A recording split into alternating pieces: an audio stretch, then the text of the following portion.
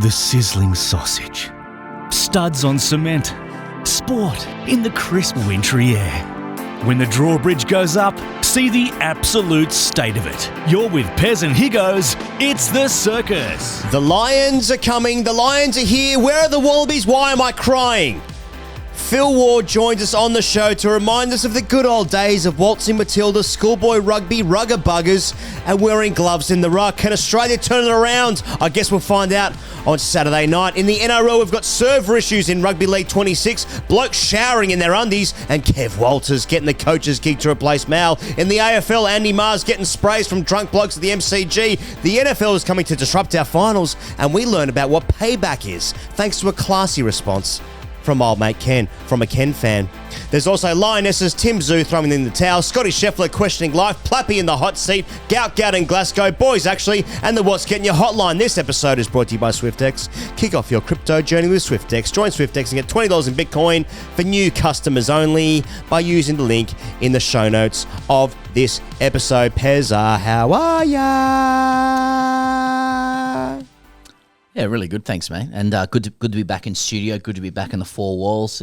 We've had a couple of buys. To be fair, and you know we've copped some pelters as a result, and that's fair enough. You know, you create monsters, and then they slay you, and that's it. That's you gotta wear it. Licks, take. This is an on-demand service. Yes, we are nothing but things to be consumed on demand. Mm-hmm. You want something? We give it to you now. Yep. And we apologise for missing anything. But it does feel like it's been a long time in between drinks for the circus. The last drinks we had with them was after the Belushi's bar and New South Wales' disgraceful loss in Origin 3. We went to Hyde Park in London and vented our spleens. Yeah. But now we're back. It's late July. Yeah. We round the bend into final series. You know, ladders start to take shape. I see. European sports happen in summer in earnest. Mm-hmm. It is like it's a rich time for sporting hope. I think you know we're just starting to have a look at like the investments we've put in for the season, the things that we thought might happen. We see an AFL ladder taking shape, an NRL ladder taking shape post Origin. There's a lot to sink the teeth into. Would you say that hope springs eternal? Not really. I'll tell you what, though. We are off the back of a very early morning interview with Rugby Australia's CEO, Phil Waugh, and I enjoyed it greatly. Yes. And I think you did, and it was just a couple of old Sydney boys, you know, rolling around in the mud. I wore my school blazer. Phil Waugh, credit to him, like a great mix of technical business nous, wallaby heritage, and just side mouthing.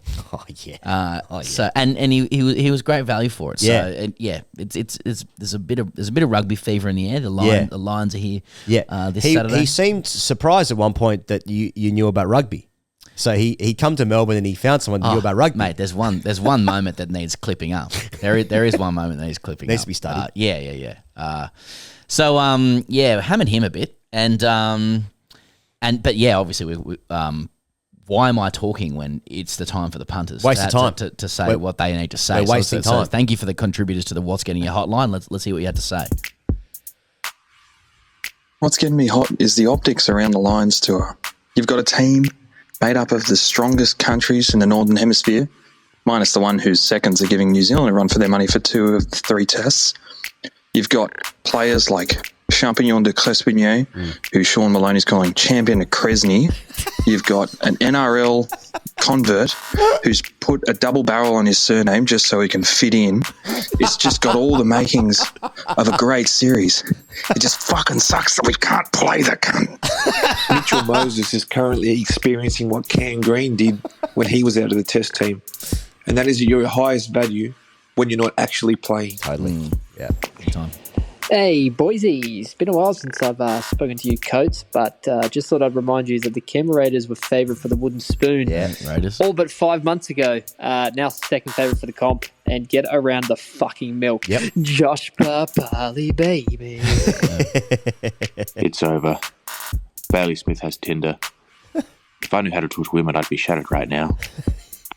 120 million on flooring and verts, 80 million on Ekatike. Throw in some guy called Kirkej and Frimpong. Seems like Liverpool are buying the league again this year.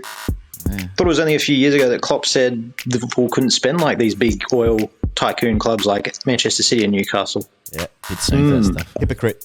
Yeah, hypocrisy. So, Damian Lillard went back to the Blazers. Chris Paul went back to the Clippers. What's next? The New York Knicks winning the NBA 2026 championship. Bing bong, we're still here, boys. Bing bong.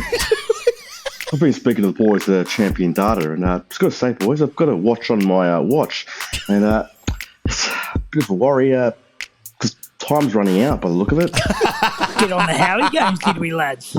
Pineapple on pizza, yes or no? Not sure what's wrong with me, boys. You guys took a well-deserved week off, and then I used the term Shangri-La in a work meeting. I don't know what's going on. Can you guys fucking get on with it? There we go. Well done. Sentiment. Well done, everyone. Well done, everyone. Great contributions all around. Let's start with Rugby League, Pezza. Yeah, the Lions are here. We've spoken to Phil Waugh, CEO of Rugby Australia. NRL, what's doing? Yeah. Well, what's doing in the gaming world, Pezza, is what we're really talking about. We're talking esports. We're talking about esports. We're talking about Rugby League 26, and so far, no good. That is unless you have Twitter, and you can check out the CEO of Big Ant, Ross Simons, who is just replying to everyone on Twitter who have some concerns. Yeah. What's the nature of the replies? Dunking? There have been some dunks, a couple of dunks. But the CEO of Big Ant has been dunking. Back. Yeah. Is that gaming culture? He's been calling out BS, is what is in his own words. So there's been a whole bunch of like bugs, gameplay glitches. This is the long-awaited league video game, right? It's been like nigh on 10 years, hasn't it? I think it's. I think it was Rugby League Live 4, which was like maybe 8 years ago, something like it, which is in 1904, sort of Titanic areas, and yeah, you're in trouble now. yeah, no, 08, wasn't it? I think I only remember that. Oh, no, 12. 12. It was going up in 4s. No, because 08's in my mind because that's when Bradman was born and Rugby League started. I'm thinking the Olympics. Of course. Yeah. Oh, where was that? Yeah, don't worry. Stockholm. Anyway, so so look, there's been a lot of issues and gamers aren't happy. There have been Origin players from the women's division who have been upset and have voiced some concerns. People are just upset. So basically, like this game that people have waited for ages. You know, it's got a fresh reskin of some new jerseys and stuff, but it's basically the same game as 8 years ago. And once again, Australian sports fans with your AFLs and your NRLs, they feel like they're being let down because you're getting like 2K Sports, you're getting your FIFAs or your EA. What is it? EAFC now. Not clean.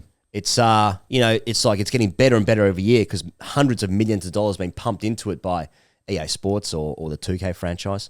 So you feel like you're being left behind a bit, and you get this, and it's like it's no good. People are upset, and and now the NRL has egg on its face, right? According to some people online. So, gamers upset.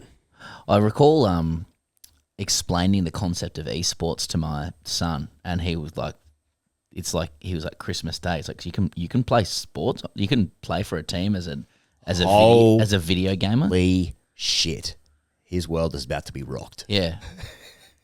I don't mean to sound super old with it, but or anything like that. But if you told me growing up, like I could play for the Bears in video games, Shangri-La. Yeah, school's off. I'm on. Yeah, the amount of money some of these people make by like playing it on YouTube or they're playing like the esports tournaments is sick. All right, so who is the most vociferous boys actually community? Because I don't think we've activated the esports one yet. The F1 guys got a couple of thoughts. Yeah. F1. Yeah. We've got a few ice skating ones actually and NHL ones this week. Okay, good. Okay. Or esports. I mean, how much boys actually is there in esports? They're going to send it to us in code. Yeah. So what? Because obviously, when you are have a niche expertise online about something, you must take the contrarian view, or the contrarian view to the contrarian view. Yeah. So Boys Actually is Rugby League 26 or whatever it's called good. Yeah. You know what I mean? Yeah. And what do we need to understand about Rugby League as a UX experience?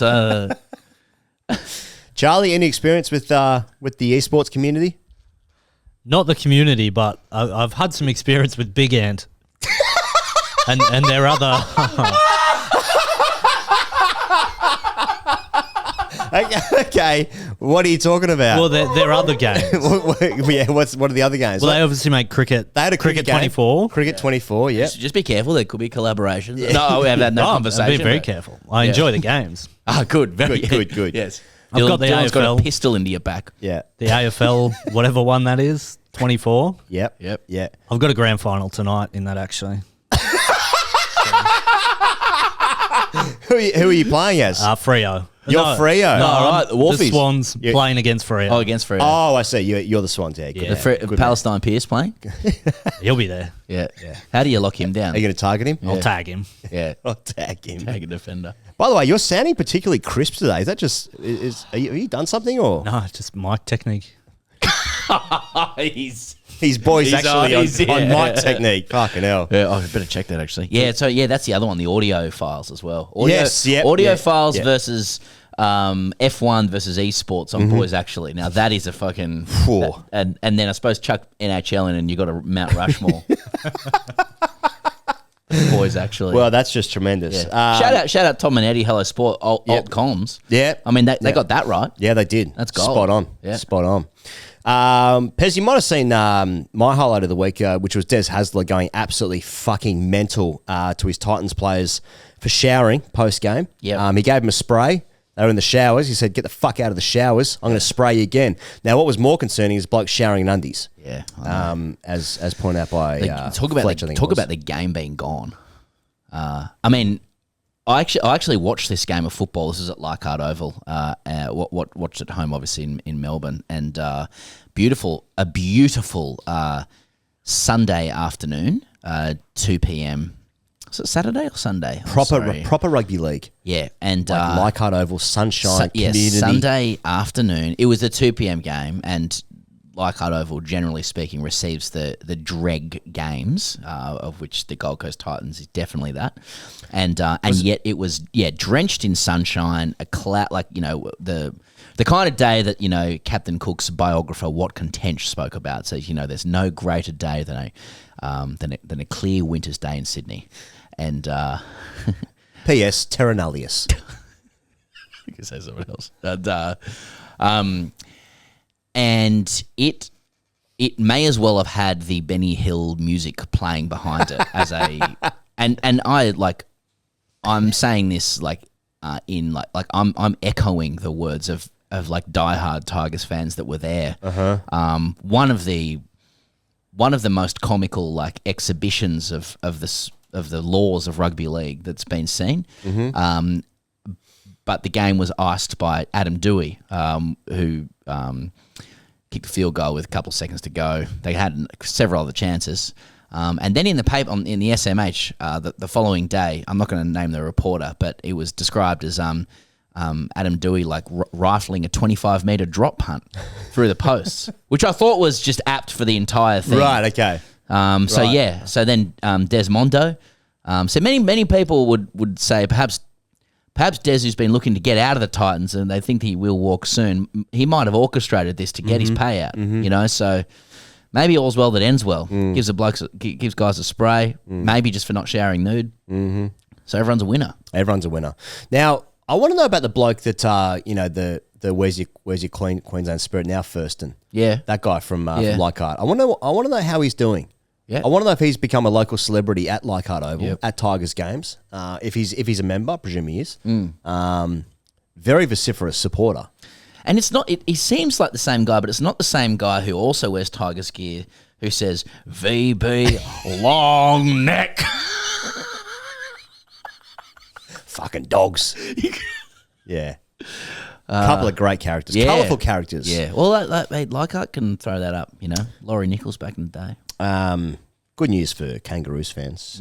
Kev Walters named as new Kangaroos coach after a long-running saga to replace Mal Meninga, who, of course, is in charge of the Perth Bears. Yeah, that's all going well, that Perth stuff. Yeah. It seems.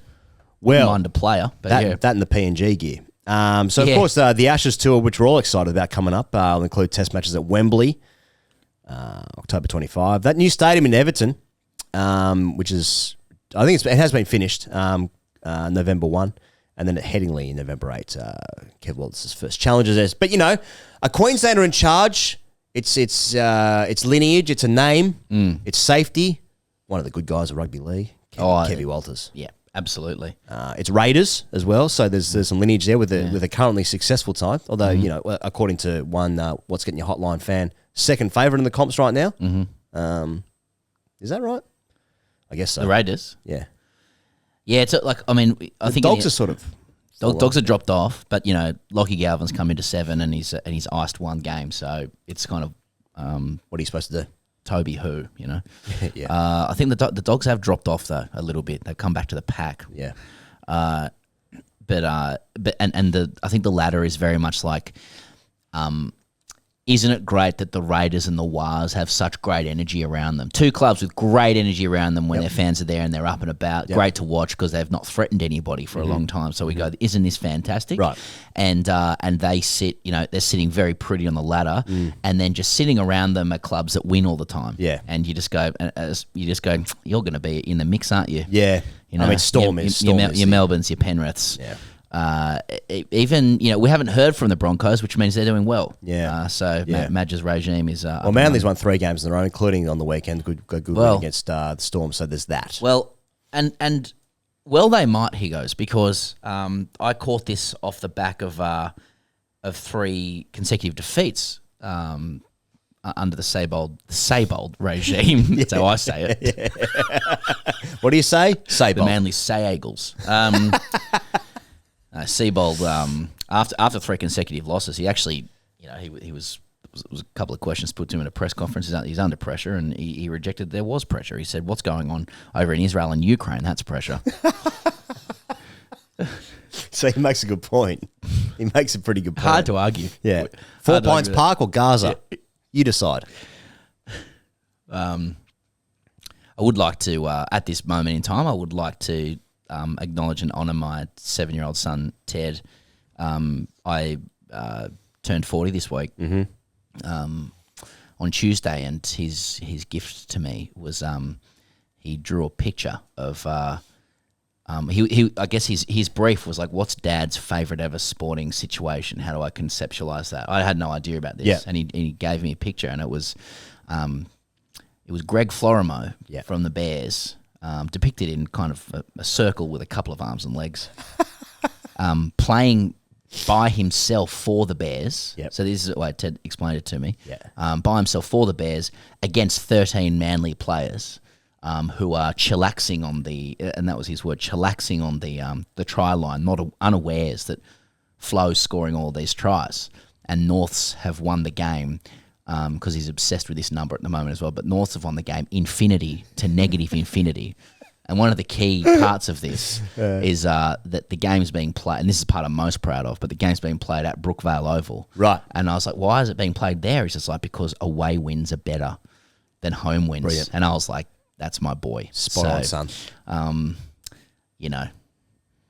What's going on over in Israel and Ukraine, that's pressure. Tough win away, though, Brookie. Infinity to infinity, negative infinity. Yeah. So, and also a bit of rub of the green with a referee as well, which is rare. What else is getting you hot in rugby league land? Well, the breakaway Saudi rugby union competition, R360, which, according to the newspapers here, is about to become NRL 360 if the number of rugby league players linked to it's any indication. It's a shame, though, because that's already a TV show. I was going to put to Phil Waugh that one thing that rugby could do to jazz things up was to create an equivalent rugby show where they're swilling red wine and being catty about each other. But Kalen, they reckon Kalen's in the mix for it. Kalen's leaving the Knights. Joey's giving his blessing. Yep. Kalen's going to see out his contract. That's 2 more years, but he's out of there. Can't deliver a premiership. Adam O'Brien's on his way as well, apparently. Mm-hmm. And they think Kalen might be wanting to scratch the All Blacks itch. Right. But others might think he's going to this R360 thing. Roger Tuivasa-Sheck's in their sights. Yeah, he's in the sights of R360. And the Bunce is just out of this world. Yeah, well, this is the thing. Like, so Mike Tyndall, the former England centre, is sort of the rep for R360, and he was also he and his wife were guests of Billy Slater's wife at Origin. You know, and it did furrow some brows around how come he's been allowed this saloon passage into access to rugby league, to raid it. Yes. He was in the sheds with the Queensland players as well. So I'd be surprised if in those sheds he was starting to negotiate with guys. Just sitting down next to guys having a 4X and singing "Yah Yah Yippee Yippee Yah," going like, you know what, this we can turn this into cognac. It's good oil. Pappenhausen, obviously, Pappy's in their sights. Nelson Asafa Solomona, mate. I reckon one of the the recently retired generation of athletes have got this new opportunity where it's an East meets West style situation where they are retired and they are icons and they've got a big social media following, they've got clout. And then Middle Eastern operators come in and be like, we can use you to link up some current players with what we're doing over here, and the Bunce is going to be fucking amazing. Do you want to be part of that? And you're like, yeah. Chucking some gambling ads around that, we are good to go here. Mate, And if you're a pro athlete that is looking at the kind of contracts that young guys rookies are getting now compared to even what it was at the end of their career, it's they're getting kind of comparable, So it's well, I want a bit of that that Bunce. I want a slice of that pie as well. You know what I mean? It's an economically fertile time, with the nexus of Saudi Arabia, oil, gambling, crypto. People they're pigs in shit. Now, this episode of The Circus is brought to you by Swyftx. Swyftx is an Aussie crypto exchange. You can trade over 450 plus different cryptos, including Bitcoin, Ethereum, and XRP. And new to the Swyftx stable, Pump. Now, don't know why you're laughing. What is Pump? I want to know what Pump is. Pump.fun as well.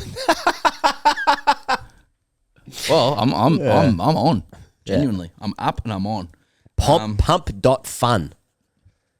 I now understand one thing Swyftx has helped me with. Yeah. Swyftx, by the way, having partnered with Sydney Thunder and Sydney Sixers, Brisbane Lion, NRL at large. Yeah. You got your demo modes, your learning platforms, etc. But one thing the platform has helped me understand completely, which just on a completely novel level, is all of the weird code shit that people write on Twitter about, or X, formerly Twitter, about crypto. You know how you see people go they write a little 3-letter code, then there's a dot, then there's a few other letters or numbers or whatever, and you're like, what? And there's a bored ape, and you're like a picture of an ape, and then you're like, I don't know, and there's might be a little hyphen-y, a squiggly hyphen thing. I actually understand that now because of Swyftx. Yeah, I think the Bored Ape thing was the what is it? What's NFT? NFTs. Yeah, I think that's somehow separate to the crypto world. But I'm saying I understand it better. Yeah, understand. Right, I'm saying the same thing. Right. Okay. Well, we have been talking about diversifying your portfolio with bundles. Yeah. We certainly have. And bundles allow you to streamline your investment process by acquiring a diversified portfolio of cryptocurrencies in one easy trade without the need to execute individual transactions for each cryptocurrency. There is a vast world of information about cryptocurrency and blockchain. Access a full platform full of high-quality crypto-related resources and insights on Swyftx. And we don't resile from the fact that Swyftx does provide exactly that. Yeah. When you jump on, you can start to understand these. You start to understand this world. Yeah, that is actually the best thing about it. Because intuitive, good color scheme. I know 3/5 about it, but because of the educational resources available on this platform, at least I can understand half of what the fuck blockchain is. It is designed for people like this who have 3/5. Yeah, That's right. That's right. And if that's you and you're interested in learning more about that universe, and it is a case of your own personal agency with your coin, I recommend Swyftx as a platform. Well, we thank Swyftx for supporting the circus on this week's show. Now to the AFL, Pezza, where ladders are taking shape. Do you want to talk about some off-field or on-field stuff first? Off. Okay, so what we're talking about here is the Andy Maher incident. What's now referred to as the Andy Maher incident. Now, there's been several instances recently. Well, he is, he's never far away from controversy, Andy Maher. We know about him. Now, for some reason, some people seem to really dislike him, and I'm trying to learn more about. Really? Yeah. Is that right, or is that just? I think it might be is it just any stuff. person? It's brain rot. Any person who likes a team who dares speak about the sport, they're going to attract. It's just a sign of just being known, isn't it? I don't think Andy Maher attracts any disproportionate amount of, maybe opprobrium. Perhaps. But in this instance, have you seen the incident that I'm referring to here? I have, but explain it. Yeah. So he is sitting at the MCG for a Carlton game, and some bloke starts walking up to Andy Maher, who's just sitting there with his family, I think it is. Oh, great! And he sort of he doesn't, I wouldn't say he stumbles over, but he walks over to him up the stairs in a manner which suggests that he's had a couple of brews. And then he gets in Andy Maher's face, and it's a whole thing. Security comes along and gets him out of there. The whole thing is all very bizarre because, Andy Maher's just sitting in his seat. He's just a guy sitting in his seat watching the football. Doesn't seem to interact with this guy who's a couple of rows away. And then Dave Hughes is there. Dave Hughes is chirping this guy who's coming up the stairs and talking to Andy Maher. And then Andy Maher said afterwards, it's this has happened the last 5 times I've been to the MCG.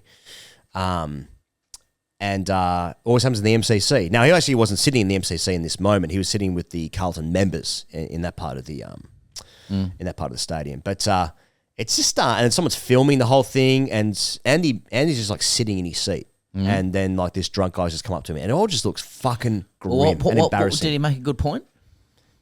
Well, in hindsight, yeah. Dylan, did you make a good point? Dylan, do you want to talk about this? Just to be clear, it wasn't Dylan. No, so it wasn't Dylan. So Dylan, do you now in this incident, I'm not sure. Have you listened to what I just and just said? just for context, Dylan is a passionate Carlton supporter, blue bagger, many generations. Yes. Now, Dylan, you actually appeared in this video. I was there. You can roughly see me in the background of the video if you really try. If you pause and we're looking for it. Now, you are a pig. Thank you. But as an aside, that's neither here nor there. That's just a comment. Now, can you inform us about how it all played out? Because you were sitting you appear in the video briefly. It was 3/4 time, and 2 blokes, one in a Melbourne scarf, came down the stairs to the bay who hadn't been there the whole day and were talking to their friends who were there. And then the 4th quarter started, and they were still standing in the aisle talking, and people said to them, "Sit down if you want to stay here." And they took umbrage to that and spent the rest of the quarter chirping at the people around them. The Melbourne supporter guy quieted down once it became apparent they were going to lose. And the other bloke was a Collingwood supporter who was making comments about how our win didn't matter because Collingwood were la la la. Brilliant. So they said something that I don't know, and Dave Hughes finally had enough and was like, watch the game. Be quiet, shut up, stop talking. You've been talking for half an hour. You haven't even sat here the whole day. Be quiet. And they refused to let it go. And it turned into 20, 30 people around our bay, ushering security over to kick these guys out. Yeah. And as security came down the steps to attempt to do something, the guy went up to Andy Maher, figuring this guy's well known. If I can get him as an ally in this don't kick me out thing. Okay. Then maybe they won't kick me. So he just went up to Andy. He was I know you. I know who you are. You don't love me. I know you. I know who you are. Yeah. Brilliant. I think you can hear it in the video. Okay. How drunk was he? They were very drunk. Very drunk. They were being dickheads. Yeah, they're being dickheads. Yeah. Well, you can see that in the video. Yeah.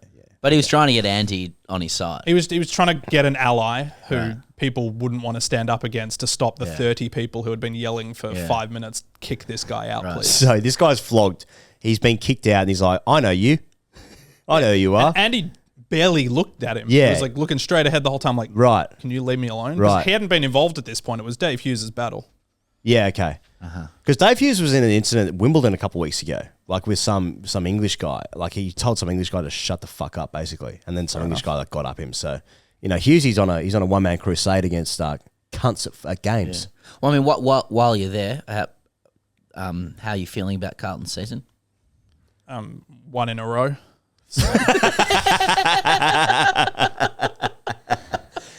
How do you feel about the Swan season? Well, it's disaster for the Swans, and I'm pretty sure you're still ahead of us. So even your disasters are better than our disasters. So Right, I guess okay. it is what it is. Yeah, no, the Carlton Football Club has spent 150 years attempting to play football, and it's time to do something else. They're done. Like, oh, you're finished in the bin. Yeah. No. I mean, if Charlie Curno's in a Geelong jersey next year, then that's the death knell. Yes, That's the end. Okay, that's enough, Dylan. Yeah. See ya. Well, it doesn't help he's been working with Trent, who's a Crows fan. Yeah. And true. No, that's a nice turn from Dylan. Yeah. So thanks, Dill. Yeah. That's off, Phil. Yeah. We'll keep going. Okay, so now are we talking about more off-field stuff or? Please, yeah. So I'm talking about Ken Hinkley's classy response to Jack Ginnivan's. This was nice, yeah. Plane celebration. Yeah. So set it up. So Jack Ginnivan slots one through the old. Remembering last season, obviously. The end of last season, where he does a plane celebration. Ken Hinkley gets involved. He does a plane celebration back, mocking once Jack Ginnivan. Port's beaten the Hawks. Beating the Hawks. Yeah. Not flying so much now, are you, Jack? Exactly. Then he gets fined like 10. Was it 10 grand? I don't know. And now everyone's saying 20K. 20K. Yeah. Give him his money back. Yeah. That's what Kane Corn said. The volcano. And then Ginnivan scores here at games down at Tassie. Scores. He does a little celebration. Yeah, a light little one. A light little had celebration. And Ken's asked about it in the post, and he says, "Paybacks are." I was going to say something else. Paybacks deserved. Good for the game and theatre of the game, and good on Jack. Yeah, classy. That's classy. And as Ken says, just theatre. It's just theatre. Just a bit of theatre. Yeah. So because we actually asked for players to not be robots to show a bit of personality, but when they show personality, we sort of we go whack on them. Yeah. And when you start talking about not wanting players to be robots and showing personality, ironically, one becomes a robot to say that. Yeah. So, yeah. Well, variety is a spice of life. I say it every day. Well, I got one as well for off-field. This is from the Herald Sun a couple of weeks ago. AFL's top 50 golfers revealed, and top 10 will surprise you.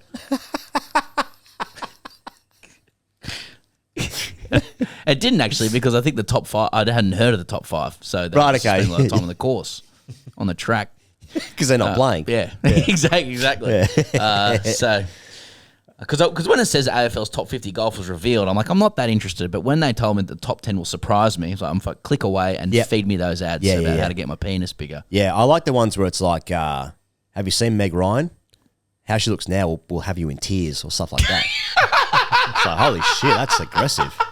I know. I said those ones are, they like.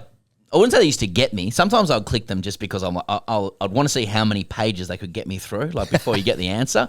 I was just curious about the media and internet literacy. But then when I see those ones now, it's just like, here's someone who was hot when they were young and now they're old. Here's what they look like. Yeah. I'm like, if I actually want to know that, I just type in the name and just see what they look like now. Yeah. But yeah, anyway, it's all sorts of workarounds available. Now, John Ralph is suggesting the AFL finals next year are going to get a shake-up because the NFL have said that they want to play a game in Australia early in their season, likely the first weeks of September. Right. The NFL announced in February, we all remember, a multi-year commitment to play a game at the MCG. Now, John Ralph has said that Friday, September 11 next year is a likely first date. Mm-hmm. Well, that's interesting. That is quite interesting. Never forget. Eddie Maguire has said that they could push the season back 2 weeks for an early October grand final. John Ralph has said that's unlikely to happen. Huge. But because obviously it's a cock-off. This is a cock-off between the AFL and the NFL. And I don't, it's a tough one, right? Because I think we've seen the AFL force like an actual football World Cup to play games in different places because of its precious round games at the MCG. One of the greatest moments in Australian sport, certainly this century. Yeah. Amy Park for you. AFL's playing. Yeah, footy's on. D's Dons. What are we supposed to do? What are we meant to do? Like there's members who've already bid for and booked a balcony table at the MCC. There's Andy Maher. I know who you are. What are we meant to do?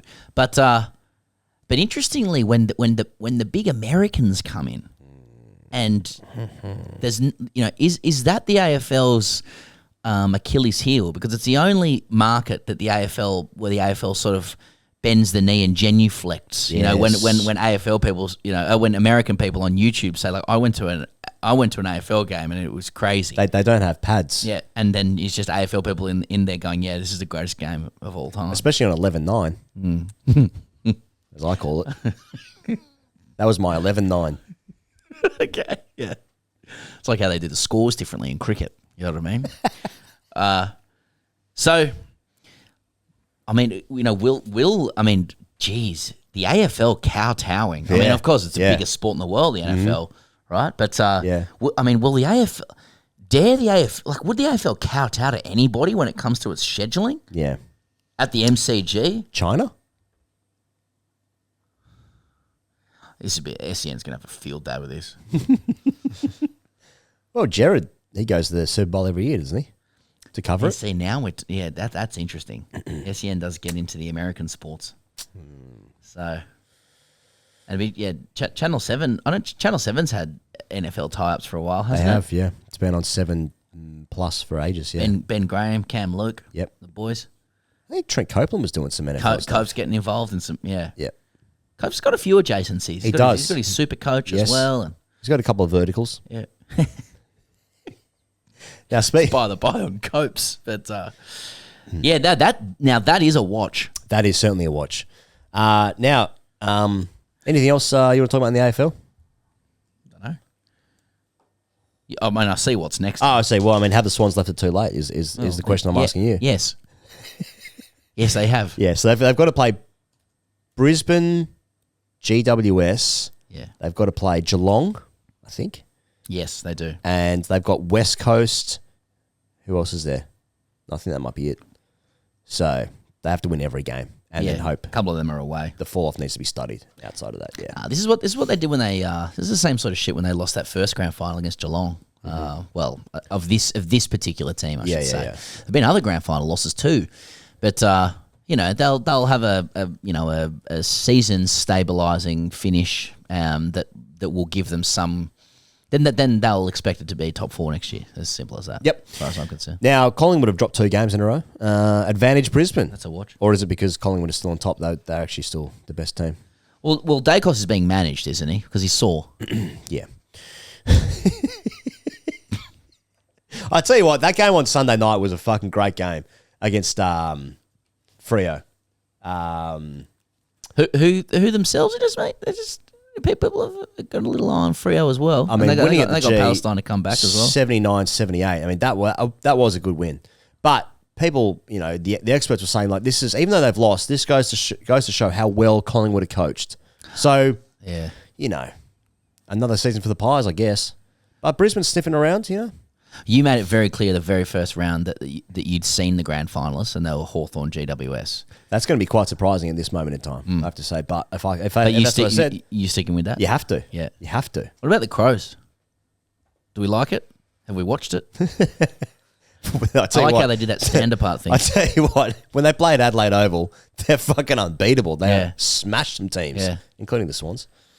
So they're a watch. But also what was a watch I saw the other day, Pez, was because the Wallabies are in town now. The Wallabies are in town. So here we go. And they've been kicking balls with some of the Essendon players, just doing drop punts just back and forth because the AFL has to be involved in the Lions tour for some reason. There's few genres irritate people more than the sporting crossover promotion. Because we saw this week the Indian men's cricket team joining up with Manchester United. Yes, we did. And the Indian men's cricket team, like a lot of people in India love United, and like the Indian guys were fully deep in conversation with Ruben Amorim about tactics. Kuldeep Yadav was talking about his formation. He's like, are you sticking with 3-4-3? that Ruben Amorim's just like, man, I think you should give it more air. Yeah. That's right. It's a good crossover. And we've seen Real Madrid, Liverpool, United, Rashford holding Sharon. Rashford and Will Pukowski. Yep. Seen Coley in Richmond kit. Yeah, yes, we have. Yeah, I think KL Rahul got handed like a West Coast jersey. Yeah, okay. He went to their training facility or something. KL Rahul down at Subiaco. That was obscure. The more obscure, the better. Harley Reid on the back. Oh, cheers. Yeah, Oscar Piastri ex the Australian men's cricket team. I've had enough. I've seen enough. I'm done. I know. A couple of guys have watched the documentary. Let's move on. Yeah. I prefer the stories of like when the Canberra Raiders guys were in with the Australian men's cricket team in the 90s. Yep. Where we can bring them into other episodes. We may have even talked about it before, but like there's some of the stories of when those guys were drinking together in the 93 Ashes tour are outrageous. It's 93. Might be a bit later actually. Okay. Might be 97 or 01. And I think some of the Raiders players injured Aussie players in ways that were never divulged for like the next 20 years. Holy shit, that's awesome. And it was something about like Laurie Daly putting guys' heads through roofs and stuff. It was really good. Yeah. Okay. Jason Croker, I think Toots was involved. Well, we've seen it. So that was when we saw a nice message because the Lions are in town. The Lions are the big story of the week. Yeah. Obviously, because we're 40 minutes into the show, we sort of led with this. But but it is, it's we are Wallabies fans. Like the fandom lays dormant in our souls, but we're dying for some fucking running rugby to get up and about. Now we saw the Australian cricket team send a nice message of support. To the Wallabies, missing a couple of guys who don't know who the Wallabies are. Incredible, and same as Trent in here as well. But the guys are over in the Caribbean. I think they've just bowled the Windies out for 27, and then they send a message of support to the Wallabies, and it's ostensibly the whole squad minus anybody from a non rugby state. Yeah. So plus Bo Webster, but yeah, it's like everyone's there except for Head, Green, Carey, who must have just been like, I don't know what this is. So I'll see you later. Scottie Boland there? No Boland. You're right. No Boland. Yep. You're right. So I didn't realise he was playing that game, but yeah. Well, he just took a hat trick. Yeah. So there's that. Now, of course, the first Test match in Brisbane the other day, the Lions got the job done, 27-19. It's obviously given rise online to Lions fans. I was going to say England fans, but that's only a quarter of the makeup of the side. Lions fans to be like, well, maybe we should actually take this rotation to Japan, to actually grow the game. Such is the dire state of Australian rugby. We've won one game in Australia. It's actually time, and it's actually sad what's happened. We should actually take these Lions to us to maybe Argentina or perhaps to Japan. Mate, these cunts fuck me. Just on the game itself, 27-19, a few different reads on the game. I thought the Lions were ruthless and clinical and probably put the Q in the rack. I thought they were good value for the win. There were different interpretations, like the View from England. Oliver Brown, he doesn't write this, but here's the headline: Un-Australian tepid and toothless, Wallabies slammed over first Test performance. Whereas a lot of people in Australia are like, that could have been way worse. Mate, 8-point loss, you're biting your hand off for that. Yeah, and we always lose the first one, right?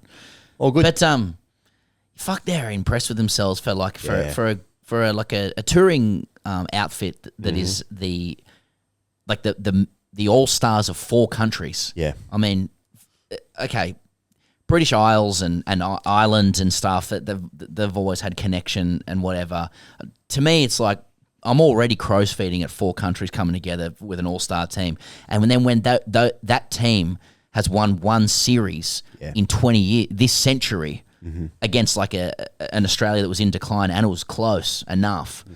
I'm like, I wouldn't be that impressed with myself. You know what I mean? To be starting to go like, what, we might take this circus somewhere else. It's not worthy of us. Yeah. Just concentrate on winning a fucking series. Yeah.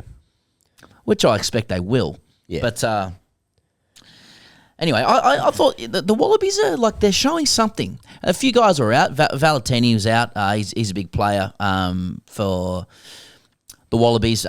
Will Skelton was out. A couple of important guys, particularly given that like we were a bit hammered at the collision. You know, we were finding it difficult to make to get any front foot ball to get over the advantage line. Those guys will come back.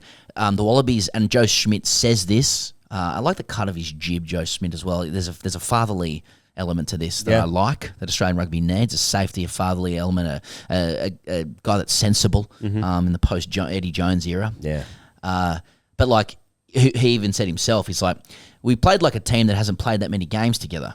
And that's disappointing, you know. If only we could ask Phil Waugh about that. But like it is disappointing to me. It's like we've been waiting for this for 12 years and they just couldn't arrange a couple of games. I mean, we played one game obviously against Fiji in Newcastle.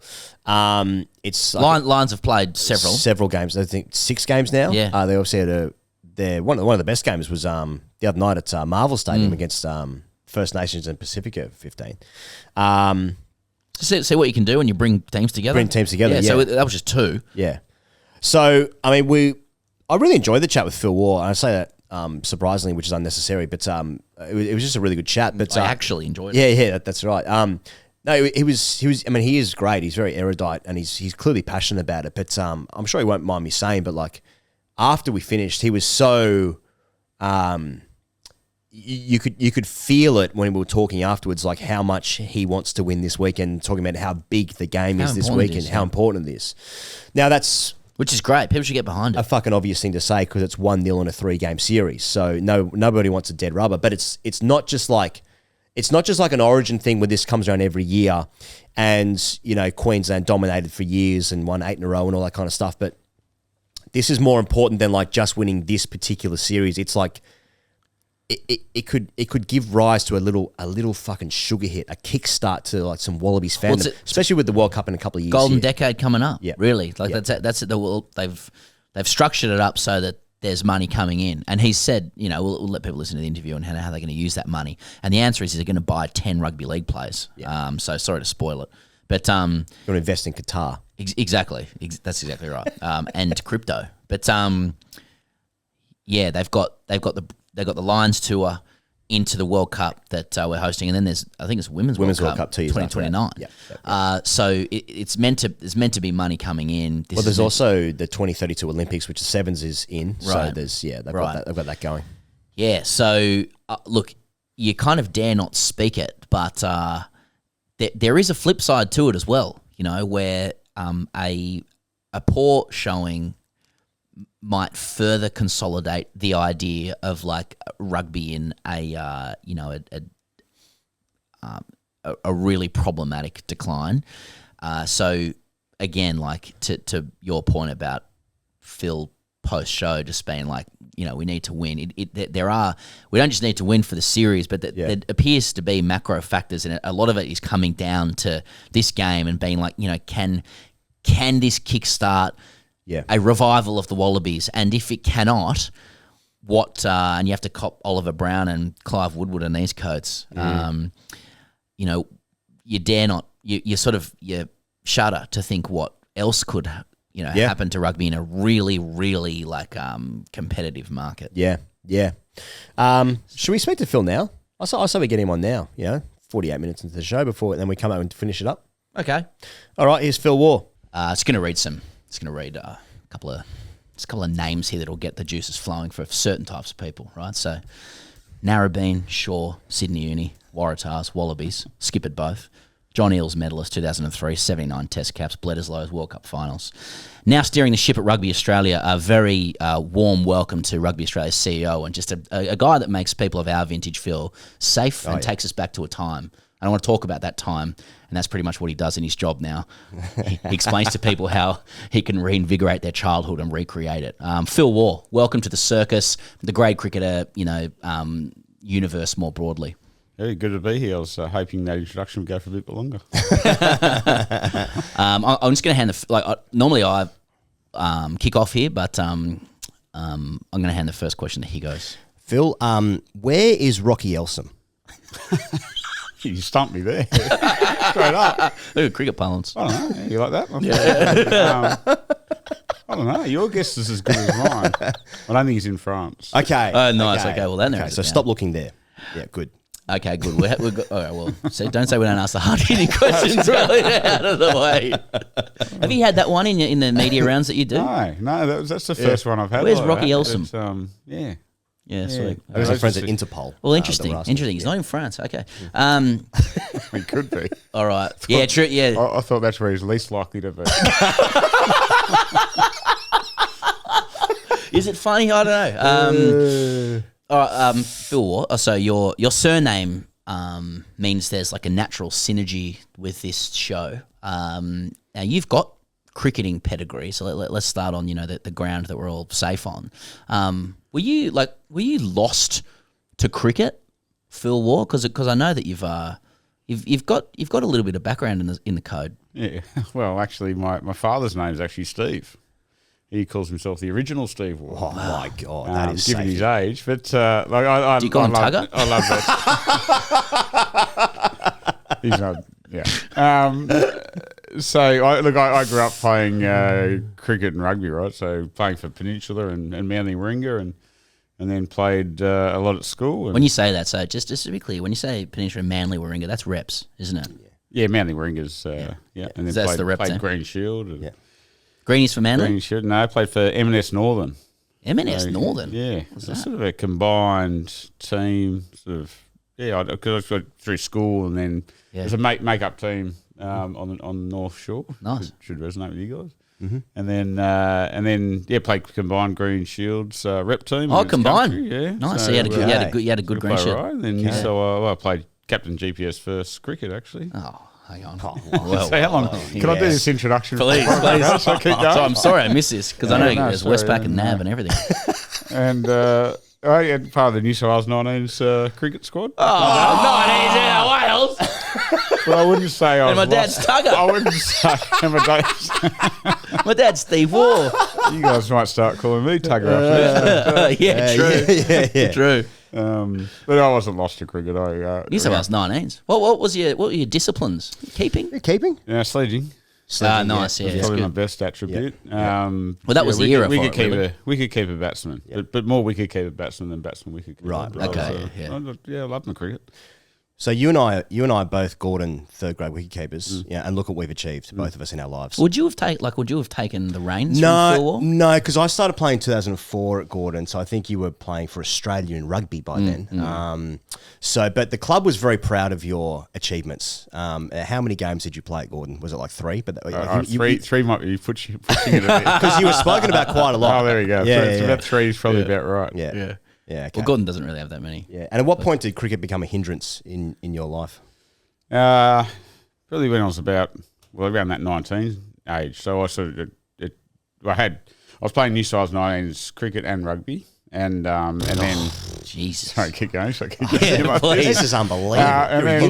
And then I actually got dropped from New South Wales under 19s rugby because I was playing cricket. Really? And then I got picked up by New South Wales under 21s rugby, and so that was really the break. Otherwise, I might have been may have gone the other way. But I was, at that stage, though, it was very different. Cricket was very different then to what it is now in terms of opportunity with sort of Big Bash and different disciplines that back then, as a wicketkeeper, you either had to be sort of in Shield team or in the Australian team. Otherwise, you sort of there wasn't really a professional pathway. Well, you played at Gordon, so it's another keeper lost to the state because of Phil Emery. As I said, because Phil Emery got rid of Adam Gilchrist as well from Gordon, so now it's Phil. Good shore boy too, Phil Emery. Yeah. So, I mean, speaking of Shore, so you're playing first 15 at Shore in year 10, I'm guessing.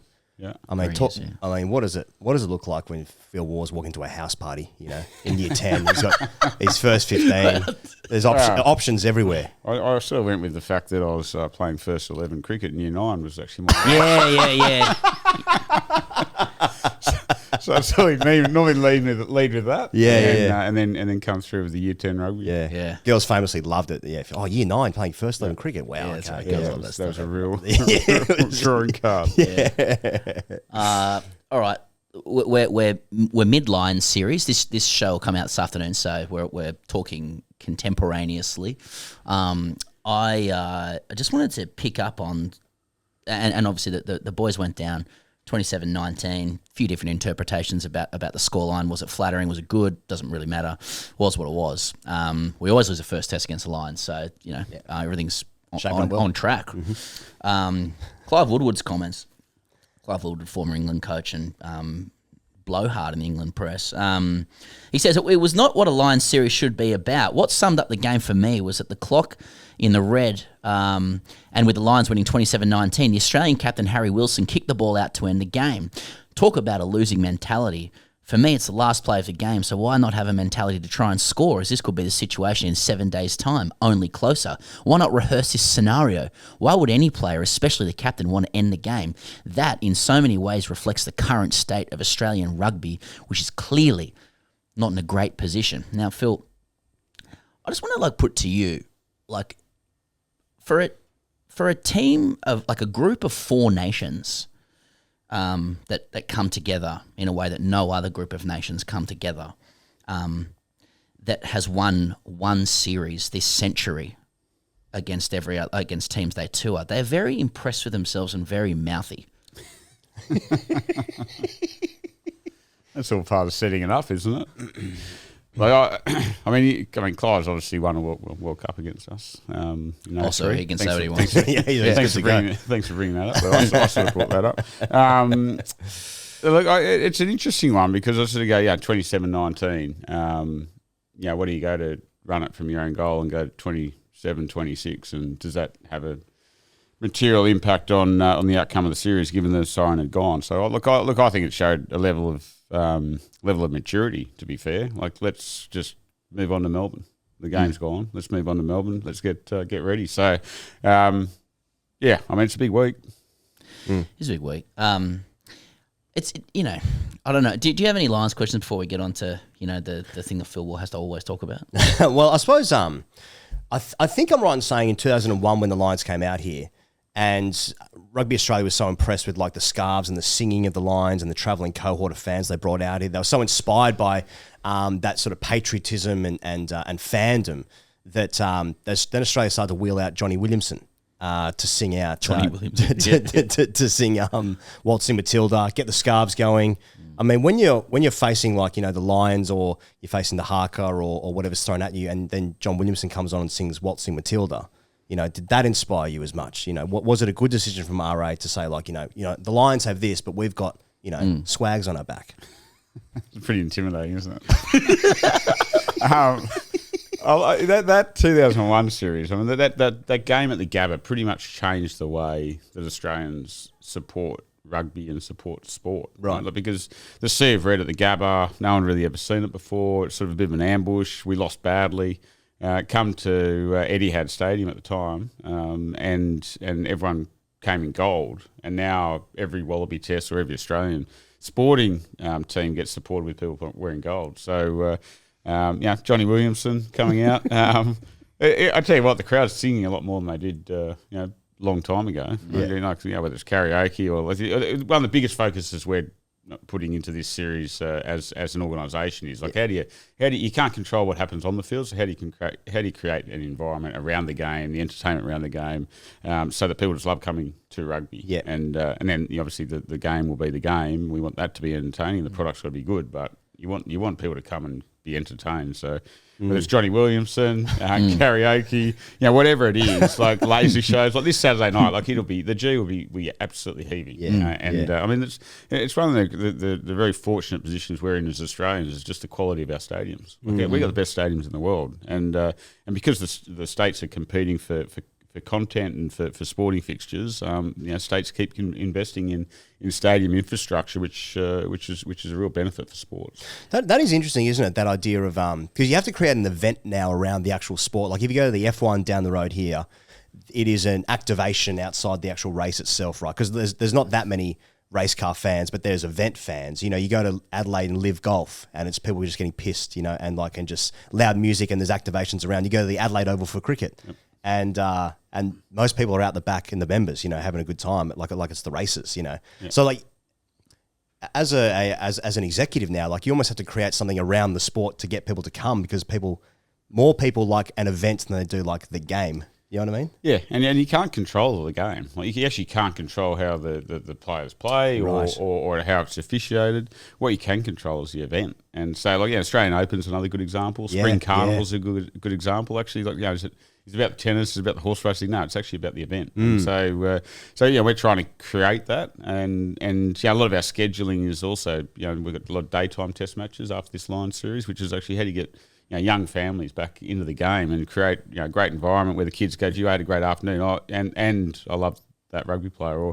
So it's actually one of our biggest focuses is how do you create an event people want to be part of it. It's contagious, right? Like people once you start to get that movement, it's contagious. Because your first experience was with the Lions was in '89, I think, where you were a ball boy. Am I right in saying that? And then I believe you were invited into the sheds after the game at the SFS. Yeah.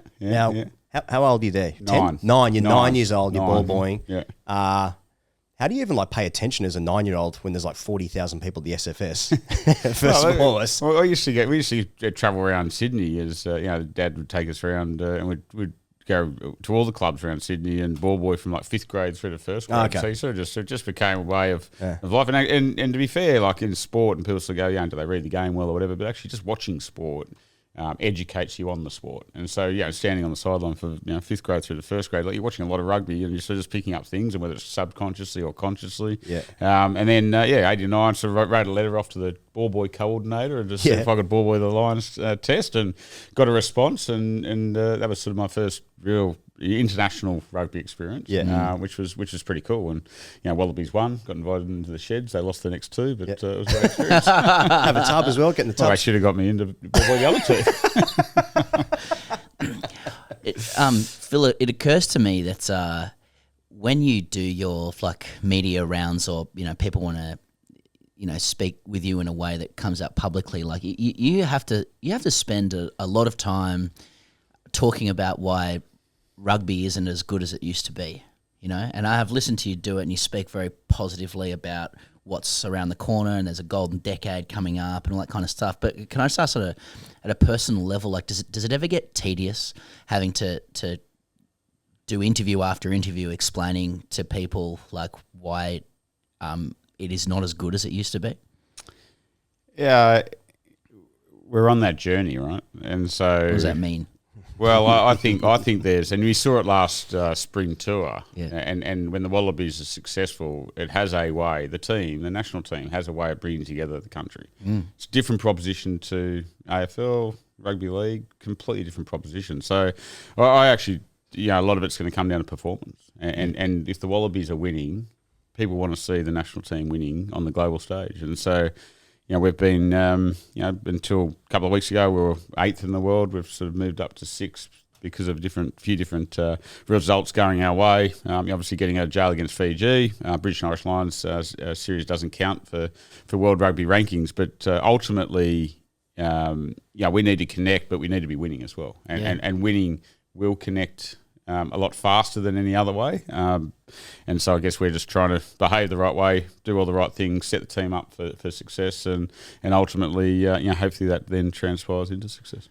And that's such a multi-layered thing, right? I mean, I think you must have, you have one of the most interesting but difficult jobs in Australian sport, insofar as you are continually measured against the perfection of our childhood. With 5 Bledisloes in a row at a time when rugby was, we were, I guess, impressionable to the game, and you were largely playing, in that era, just off the back. But to what extent can rugby's general decline in popularity and awareness in Australia be correlated with the All Blacks just being very fucking good? To what extent are they responsible for rugby's marginalisation here? Because I feel like if you look at all the variables in the game, we can talk about globalisation and the saturated entertainment market and the duopoly of AFL and Rugby League and all these things. But to me, if you change one variable, which is we pick up the odd Bledisloe, then I feel like rugby's still kicking along nicely. So have New Zealand got a lot to answer for?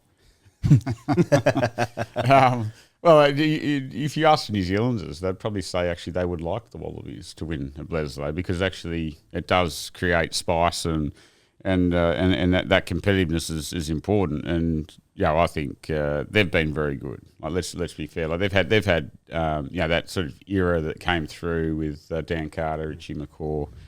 And others, and so that they have been very good, and they've been able to maintain that, and we've been sort of up and down, but never up at the right time for long enough to actually win the Blacks at Bledisloe, and so New Zealand, do they have a lot to ask for? Well, one thing I will say is on that they've gone from 1996 when Super Rugby started, they had 5 provincial teams, and we had 3, and clearly we're competitive. We've gone 3 teams to 4 teams, then to 5 teams. New Zealand stayed stable at 5 teams and had that real sort of internal tension and pressure on performance to get into those 5 teams. And so we've probably had a lot of change in our market. I guess one thing we're looking at right now is actually just stabilisation. How do you just actually sort of settle things down, focus on the fundamentals and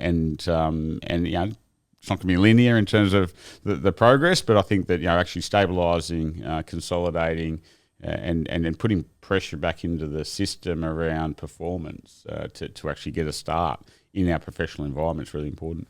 So can I ask as well, and you speak really compellingly about the upside of rugby in Australia, and I think you're so right. I mean, we are 2 perfect examples of reasonably lapsed fans. We grew up playing schoolboy rugby.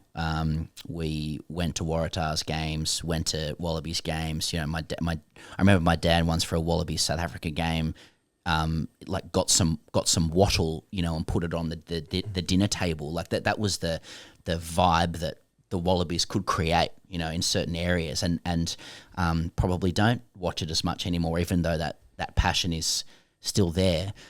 Instead of talking about what's good and what's coming up, could you talk a bit about and I come from the perspective of if you don't learn from history, you're doomed to repeat it. Where did it go wrong with rugby? Where did the decline start? What were the forces that that meant that the Wallabies have gone from this thing that was deeply in the national consciousness to more marginalised now? Gee, that's a big question. Well, I suppose in your role, you probably need to understand what forces were at play. We see Rugby League and AFL are probably stronger than they were back then in terms of the attention that they command. And I mean, maybe it occurs to me that globalization hasn't helped. As more people have smartphones, more people are connected to different entertainment products now and things like that. Was rugby asleep at the wheel in Australia when it was in a position of strength? It's a big question, but it's a good question. Look, I think certainly, if you talk about globalisation, I think information sharing and people having more visibility of what international rugby looks like has certainly opened up the market for players and younger players to head overseas and experience that. So that's had an impact, but that's minimal. I'd say that the tribalism's ultimately, the success behind AFL and Rugby League. So how do you ensure tribalism exists within our code? So club rugby is a really good example. It's tribal. We've made a lot of changes over the years to Super Rugby, and it's probably become less tribal. And when it was very strong, it was very tribal. And so, I would say tribalisation, or tribalism is a really important piece, and consistency and stability. I think we've sort of gone, Super 12, Super 14, Super 15, Super 18, back down to Super 14. Now we're into Super Rugby, and so you've had a lot of change, which ultimately, when people are moving and lives are busy and disengaged for a little bit and then come back in and it's changed, then change hasn't necessarily been that helpful. And so I do think that whilst we've had ambition to expand and grow, I think in a lot of ways we've lost our core. And so how do we ensure that we provide stability? Focus on a core. If you talk about any big business, they'll try and get bigger, grow, have growing pains, and then they'll say, actually, got to get back to our core business. And so I think we're going to be really focused on core product and what's our core product and how do we ensure that we've actually got that performing and humming at a level it should, and then we can then expand and grow at the right time, at the right speed, with the right people. And so I think that, probably your question was a big question. My answer probably danced around it a little bit, but I do think there's been an enormous amount of change that hasn't necessarily been well articulated and well understood, and ultimately it's led to decreased performance. Interesting. It's not your responsibility to change the rules of rugby, as far as I understand. But like a great game of rugby is like a magnificent product, right? And I feel like watching on TV, so rarely is it a great game of rugby. Now, if the Wallabies are winning, I don't care if it's fucking 3-0. But like it feels like in... Just using league as an example, right? There's, there's a 6 again rule. There's 40-20s. There's all these incentives to like keep the ball in play, keep attacking, keep the ball in the hand of players. And I feel like in rugby, like the ball is out of play a lot, and sometimes like it's so exciting when the ball goes out the back and 2-3 switches and 3-4 cutouts and all this kind of stuff. Like it's exciting when the ball gets to the backs, but often it's like flat-footed forwards trying to get through the ruck, and just bustling in. It's hard to understand the rules. Like I've watched rugby for 30 plus years, and like the ref can give away a penalty. I'm watching on TV. I don't know what it's for. It's not a fantastic TV product a lot of the time. Do you feel like that's also a bit of a hindrance in growing the game? Yeah. So World Rugby ultimately, the governing body that designed the laws. We're involved in those conversations. Shape of the game. The shape of the game's moved considerably in the last 2 years. So the product actually has evolved, and I think it's a lot better than what it was.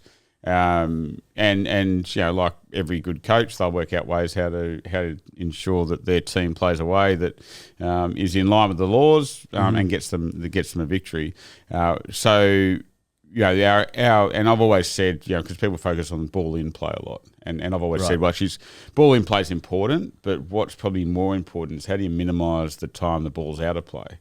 And actually get the ball back into play as quickly as possible, because that then creates fatigue. Fatigue on the field creates space. Space creates entertainment because players will find the space. And so it's one which I think that across all the CEOs across the world, we're focused on entertainment and how do we ensure the product gets better. Yeah, it's just the global nature of our game is very different in terms of changing those laws. And evolving those laws to what an NRL or an AFL product are, whereby a commission can come in and go, well, actually, next weekend we're just going to change that law. Yes. So it's just different governance. It's just different. It's just the way the game's controlled, the many different stakeholders, and there's legacy pieces there around actually how do you change laws. And also then how frequently do you change laws, and so I think it's really easy to sort of compare the product with AFL and Rugby League in terms of laws and law changes, but it's just a very different environment for us to be managing in terms of shape of the game and law variation. That's so interesting, mate. Like because and you must get hammered with people just stopping you with their own ill-considered opinions about these things, but like I feel like when I watch the Wallabies, I watch the same game like all the time, insofar as like we're always very skilled and adept in promoting the ball, in moving the ball, in creating some space through the hands. Like I'm now going back to the running rugby ad in 1991 with David Campese. Like we have a DNA, and we're good for stuff that looks a little bit like rugby league because that's probably how we grew up and play, and then we just get fucking hammered at the set piece all the time. I know there's scrum's good at the moment, but it's like we've got great backs. We always have great back rowers, but like and we move the ball well. But when we come up against like these dour Northern Hemisphere technicians, we get hammered at the ruck, the maul, the set piece, and we get refereed out of the game. Plus, they all goal kick amazingly, and we're loose with it because we don't value it. What appetite is there in the Northern Hemisphere to actually adjust the laws so that we can play a little bit more footy, as we understand it, or are they like, no, we're good to go, just killing the game and kicking goals? I was listening to that and I was like, geez, you do watch a lot of rugby. Oh, mate, I mean, we're here in Melbourne. You know, this stuff gets us going because we follow the Aussie rules as well because you can't not if you're down here. But these are our roots. Mate, I was at Twickenham in 2015, and that was the exact game that I watched under Michael Checker. I'm like, Wallabies look great with the ball. Why is England up by 20 points? You know what I mean? But it's down to these technical aspects of the game that we don't seem to really put our efforts into. So maybe you're saying let's just change the laws. We can play more like the way we want to. So a few things. So if you and watching the Lions on this tour, they're playing rugby. So they're actually super skillful, big back. Of course, those guys can move the ball. So I think that, and even if you go up into Premiership rugby, URC, Six Nations, they're playing a lot more rugby than they have historically. Ultimately, you can't play running rugby unless you've got your set piece, under control, and we're a lot better in scrum and line out than we have been. More, a lot better defensive, more, a lot better. So they're the fundamentals of the game, and it comes back to you're shifting bodies when you've got the ball so that you can find space. And I think that whilst kicking will get criticised, kicking is actually still a very important strategic part of the game to actually create space to get the running rugby. So people I guess reminisce on our great running rugby, but when you actually go back and look at the detail of that, kicking was still very important. We just kicked very well, which then created space to attack. And so I think that the laws aren't necessarily broken. Well, sorry, I don't think the laws are broken. I think that actually it's the execution that frustrates the spectator. So if you're watching a line out that's overthrown, and you go, well, hang on, they've trained all week, and then you're overthrowing a line out. Or if you're doing a box kick, well, box kicks are terrible, but then hang on, Max Jorgensen scores off the box kick and it brought the stadium alive on Saturday night. So ultimately, the laws are continually refined. It's actually the execution of the laws, which I think as a spectator frustrates the spectator when they're not executed well by professional rugby players. And so it's probably a really long way again of saying, actually, let's focus on the professional elements and executing the laws that are in play, whilst we're always trying to continue to evolve them to create greater fatigue, to create more space, to create an entertainment product, which I genuinely think that World Rugby's on that journey. Now, what was it like going to Wallaby Bar as a Wallaby player? and is Justin Hems to blame for all of this? That's bringing back the old Wallaby Bar. Cockle Bay. Cockle Bay. Oh, yeah. I remember going there because we were into this self-promotion piece. So but you would have gone straight to the front of the line. I was actually runner-up to, and you didn't do this in your introduction, which you should have, so next time, please. I was runner-up the World Rugby Player of the Year in 2003 to Johnny Wilkinson. And so I had to go to the World Rugby Awards the night after the World Cup final, and so clearly probably not a lot of sleep. And but one of my favourite memories from that was actually on that Sunday night after the awards night, going to Wallaby Bar. And all the players were there. They didn't go to the awards. They'd been there for about 12 hours. And we walked into Wallaby Bar and it was like, this is pretty cool. Wallaby Bar. I don't know. What a place. What a place.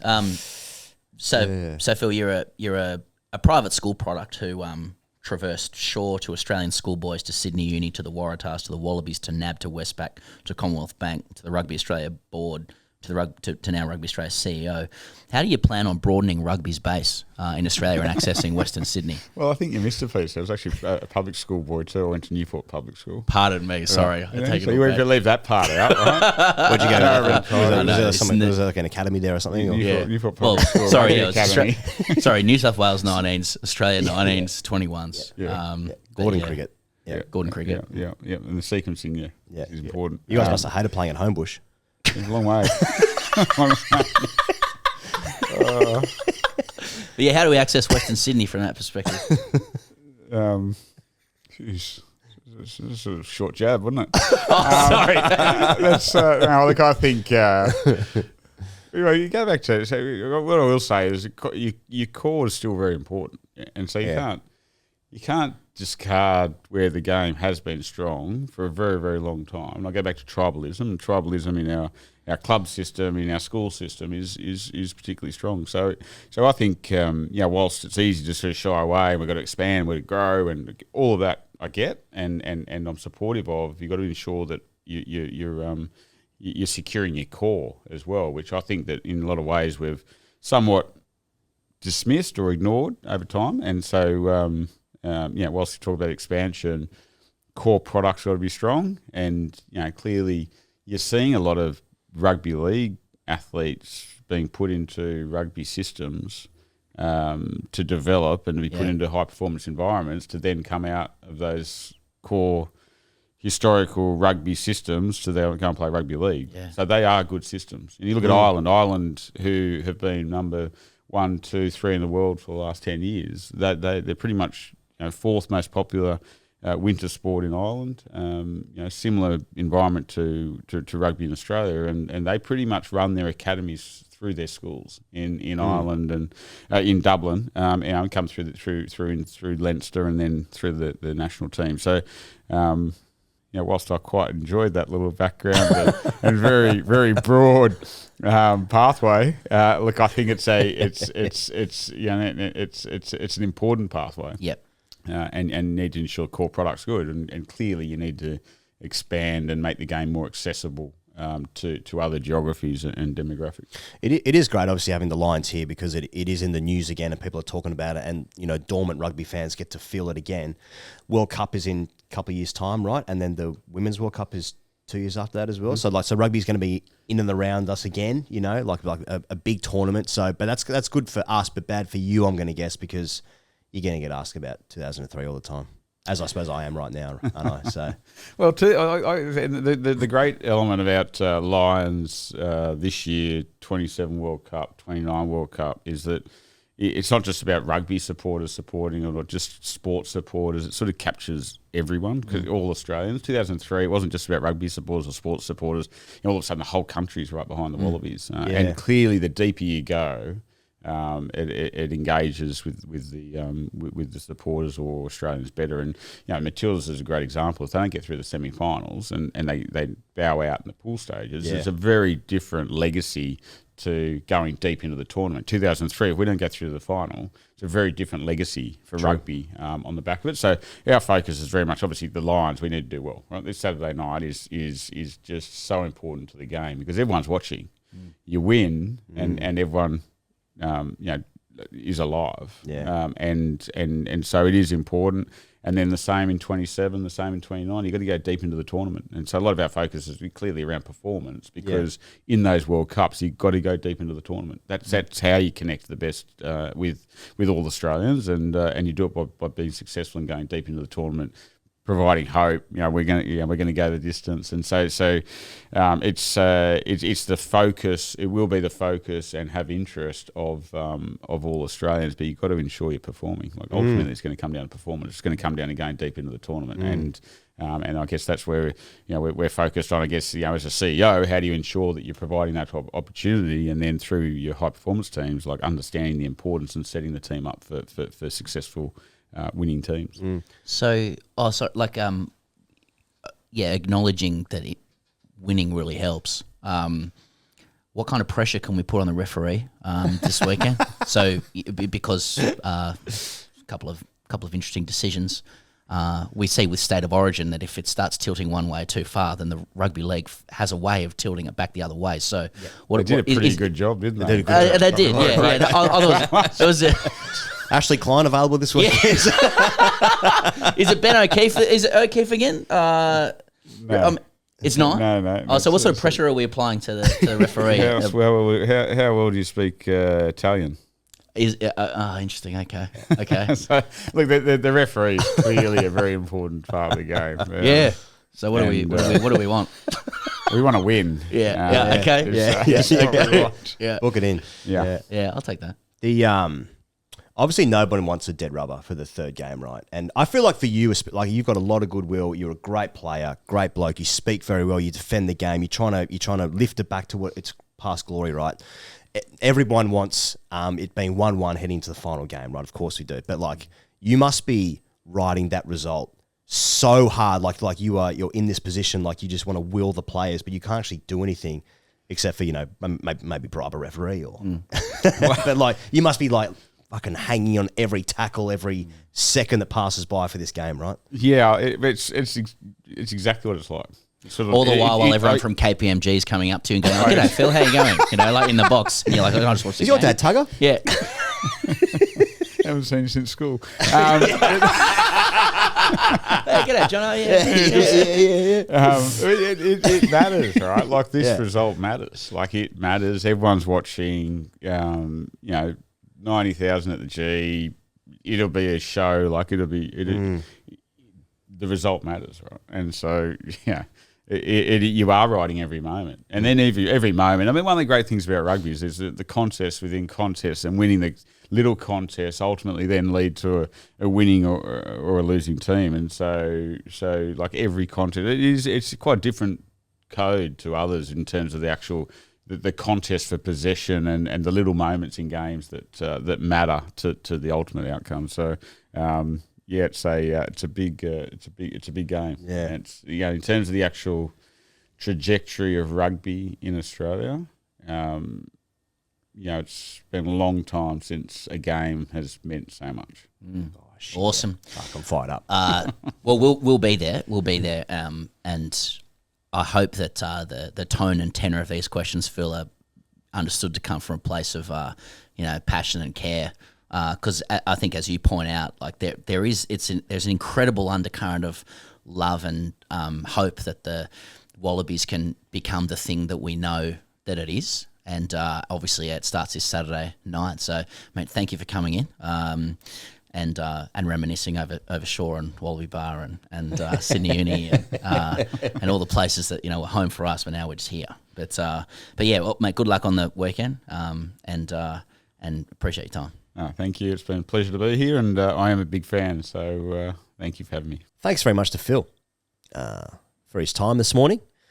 Nice to have him on. Nice to shake hands, look him in the eye, learn some things. There's a certain thickness to it. No surprise there. Oh, the post-show photo was unbelievable. So, I mean, he was an axe, and that was the word you would use in the early 2000s. Yeah. He's an axe. He's an axe, yeah. And I felt the remnants of that axe hood. Thickness of the body, the hands, the jaw, the teeth. I really enjoyed that interview. We've had the chance to interview some executives over the journey, and that he has a very I don't know. To me, has a very compelling mix of technical expertise in business. It's 2 commerce degrees from the Sandstone Universities of Sydney, of course, and your banks and etc. Of course, but also he's genial and he can side mouth and he understands sportsman. He understands they're just blokes who like talking about sport and having a bit of a laugh and making little jabs. So, I liked it.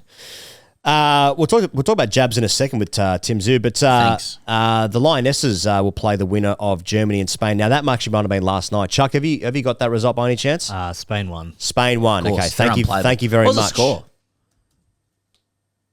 1-0. Okay, that's enough. Thank you. Do. Extra time. Oh, really? ET. Yes. Oh, okay. So England will play against Spain in the final, the Euros final. England came from behind twice in the last 2 games. So they came behind late against Italy. They were down 1-0. There was 7 minutes of stoppage time in regular time. They scored in the 95th minute, I think it was, and then they got a penalty in the 118th minute of extra time, which was saved and then converted by Chloe Kelly. They came from 2-0 down against Sweden in the quarterfinals in a penalty shootout as well. Penalty shootout saw about like 15 misses on each side, so that's missed shots, not spouses. Jesus.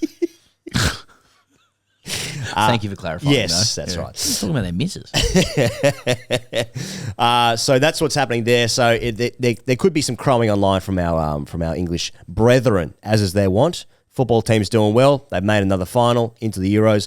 From what we saw in the World Cup here, Spain were pretty bloody good. Yep. But that was, that was a couple of years ago. So things can change. Things can change. Tim Tszyu lost his bouts against Sebastian Fundora. Tszyu was seeking revenge and the chance to win back the WBC Super Welterweight strap when he faced Fandora in a rematch from their 2024 bloodbath, of course, Pezza. He was outgunned in the opening 7 rounds, but he didn't get up off his stool for the start of the 8th round. He said afterwards, post-match, post-fight, I gave it everything, but I just couldn't do it. Now, the fact that Tszyu made the decision on his own instead of his corner calling it off left boxing legend Jeff Fenech furious in the aftermath. The Hall of Famer believes Tszyu could go down as a case of wasted talent due to the shortcomings of his team. They never threw in the towel. He stopped it, Fenech told Wide World of Sports. They should have thrown in the towel, and they should have taken responsibility for that. He also said these clowns made Tim make that decision. Tim, after the 7th round, when he sat down and he looked in his eyes, you stopped the fight for him. They let him say that he didn't want to fight anymore, and a lot of people are laughing about it. So Tim Tszyu, I think he's 30.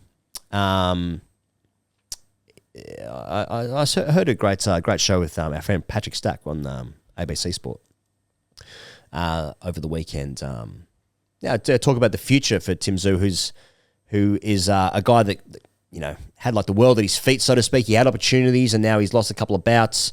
So now trying to make it in America is going to be difficult for him. But is his name strong enough to sell pay-per-view fights in Australia? Perhaps, but you don't want to become a boxer where young up-and-comers, test out their talents on their way to the top, become that kind of circus show. So, I don't know. It's an Australian going for a welterweight championship. I'm all for it. Losers, bin. Wasn't Kostya a good fighter? His father, Kostya Tszyu. Now he could fight. Yeah, he made the nation proud. And his bout against Zab Judah was one that sticks in the memory. Yeah. I watched it at PJ's, Drummoyne. What time? Oh, it would have been 11, 12. Okay. 11s a.m. Mm-hmm. And wasn't Jeff Fenech a good fighter? Jeff Fenech the Marrickville Mauler. He had that bout against Azuma Nelson. Yep. That famous bout. Well, we still talk about it, don't we? Yeah, that was a disgrace what happened there. I want to talk about the golf. I want to talk about Happy Gilmore 2 coming out tomorrow, Pezza, Friday on Netflix. Huge. Lock that in. What a weekend. Lions will be there. All my mates from Sydney are getting together to watch it. Desperately jealous. You flying up? I thought about it. Well, like, what do you mean? When you say you thought about something, like, if it crosses your mind, how much do you take responsibility for that? I mean, I haven't seriously thought about it, but it did enter my mind. Yeah. Can I do that? If you wanted to be there, you would have to fly it for it, so you've thought about it. But you haven't thought about it in terms of like looking at flights and, seeing if you can make it work. It's a complete non-starter. Yes. Non-starter, sorry. So Scottie Scheffler, he won the Open Championship on Monday morning Australia time. It's his second major, capturing the PGA Championship earlier this year, of course. Now, before the tournament started, he said this is not a fulfilling life. It's fulfilling from the sense of accomplishment, but it's not fulfilling from a sense of the deepest places of your heart. That's something that I wrestle with on a daily basis. It's like showing up at the Masters every year. It's like, why do I want to win this golf tournament so badly? Why do I want to win the Open Championship so badly? I don't know, because if I win, it's going to be awesome for 2 minutes. Is it great to be able to win tournaments and to accomplish the things I have in the game of golf? Yeah, it brings tears to my eyes just to think about it, because I've literally worked my entire life to be good at this sport. To have that kind of sense of accomplishment, I think, is a pretty cool feeling. To get to live out your dreams is very special. But at the end of the day, I'm not here to inspire the next generation of golfers. I'm not out here to inspire someone to be the best player in the world, because what's the point? He then fucking dominated the field. I think he was leading after the second round. He won by 4 shots, I think, in the end. Never in doubt. Once he got in the front, he is just in this moment of his career where he is untouchable. He does not make a mistake. Anytime he remotely makes an error, he scrambles for par, but he's barely scrambling. I mean, he is so metronomic. It's remarkable. There's some comparisons, as there always is with any great golfer, to Tiger Woods, and Tiger Woods had this great run in 2000, 99, 2001, basically. He was like peak Tiger. But Tiger Woods was he was bringing people to the sport outside of golf, and Scheffler's not that. And I think the thing about Scheffler as well, in these process sports, which we obviously have a connection to cricket, you talk to these guys about like their process, and they realize that failure is just inevitable. But if you stick to your process, you're going to be like that is how you actually enjoy the sport. And Scheffler, another process sport, you know, he seems to be doing the same thing. So it's not sexy or exciting. He's just the fucking best player, Mate. You know, in the world, and he's just like, This has got shades of like 1984 Animal Farm stuff in it. Like people are starting to question the accepted wisdom about stuff. Like I just wonder how like corporations and administrations, like I could just only imagine them scrambling at like players starting to speak up and going, I've figured out this isn't that important. Like, yeah, you know what I mean? It's like, I don't feel that much with this. You know what I mean? Like I'm a guy with big hands and good fast twitch and bit of inherited genetic mental like fortitude. Yeah. And but I'm a dad and I like that. Yeah, and I've done this a few times and I'm like, I think I'm feeling this in my soul. You know. Yeah. So I noticed like Nike scrambled to like they put something out there that's still connected it to like the bigger meaning. Yeah, you know what I mean? Yeah. There's like a bank set, like, you know, any ad like, you know, ads out there do this like the slowest, most emotional montage of the most meaningful things in your life. They're just like insurance. You know what I mean? Like that's been the model of sport for so long, inspiring the next generation of golfers. And then this guy comes out just like, it's not really much doing for me. It's like black and white image, like father and son walking hand in hand along a road path. That's like 4.7% fixed rate. Exactly. Yeah. Buy my sweatshop made shirt. I don't know how like how the narrative creators of like sports are going to adjust to this new normal where athletes are going like, I figured out the way to succeed is to not care about it that much. Yep. You know, not to not make it the most important thing ever in the world. Like that's the secret they've got. Yeah, I stay in the process. I go through it. I get some satisfaction out of it, but really, I have no self-worth invested in this. This does not make me a good or bad person. I'm just good at this. Yeah, like hang on, no, this is not the message we're selling. Yeah. Why would you watch on TV? Like, man, these guys don't even care that much. They're just hitting it. Mate, you know what's going to happen is, like, as with every great golfer since Tiger Woods' peak, everyone's been like, he's the next Tiger. He's the closest thing to Tiger, right? And so his run that he's been on is phenomenal. It's been amazing. He's won 2 majors this year. He won the PGA. He's won the Open Championship here. And he may win the next fucking, I don't know, 3 out of the next 10 or whatever. Or he may not win again for 5 years. But if he loses again, people will be like, see, he never really wanted it that much, you know? You know, and like it'll just be turned on him because, you know, he doesn't care enough. He's on one of the hottest streaks in the history of golf already. Is it is it a brand when he's saying this is like you know, he's a god guy. He's big god guy. So there's that. It's the Bill Hicks thing's just like, oh, he's going for the anti-marketing dollar. That's a good dollar. No, I'm not. I like it. That's the end of the majors this year, of course. Scottie now has 4 majors, 2 Masters, PGA and an Open Championship. He'll get the chance for the career Grand Slam next year at the US Open. So good for him. Commonwealth Games, Pezza. Gout has said he's going to run in Glasgow 26. Good. The games were originally meant to be in Melbourne, of course. The athletics were going to be held in Ballarat. So Gout has said he's going to run in Glasgow, so it's a bit of a miss. It's a miss for Victorian sport. We don't get to see him here. Australian sport, you know. See the young man run. He can run in the Junior World Champs before the Com Games in June. I think it's in Oregon. I think I read that. Commonwealth Games obviously means nothing. We don't care about it anymore. Just costs heaps and it's a waste of time, broadly speaking. Has lost its clout. It's lost its clout. It's not a waste of time. It's lost its clout. I'll be watching if Gout's lining up. Exactly. Now, gold. Now I would have fucking driven to Ballarat on a bicycle.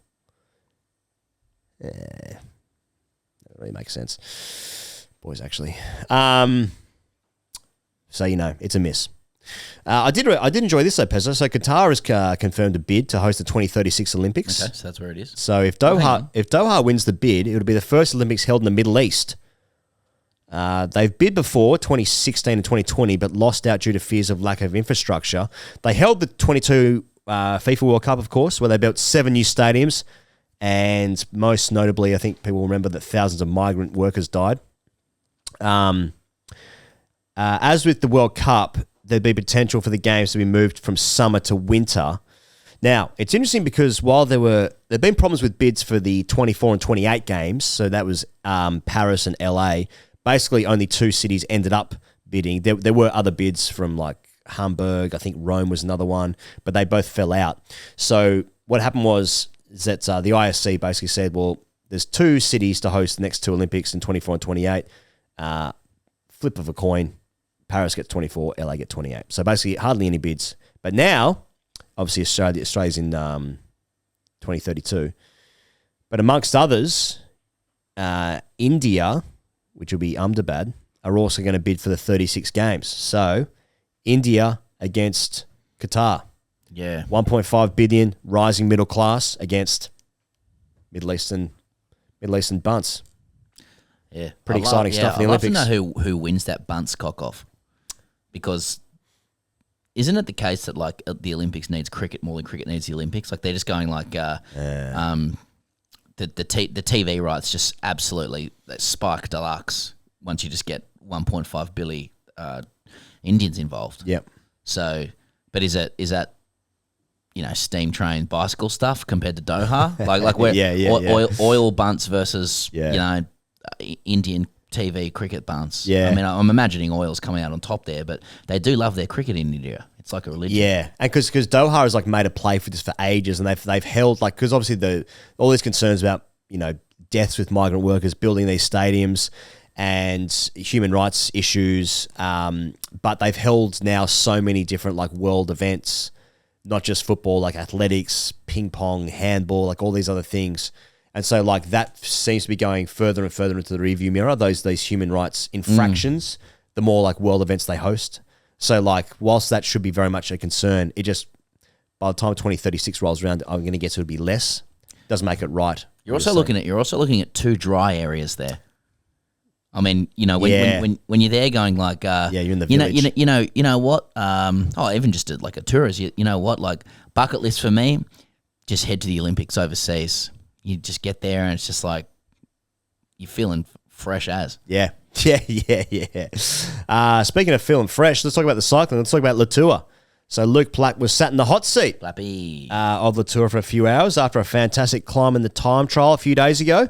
Plappy gave it everything to finish 5th over the unforgiving 10.9 kilometres uphill slog against the clock from Ludenviel to the Pyrenees ski resort of Pyrigoudes. I want to say, although I'm almost definitely wrong. Now, Plappy is the big engine of the Australian Jayco Ayula team.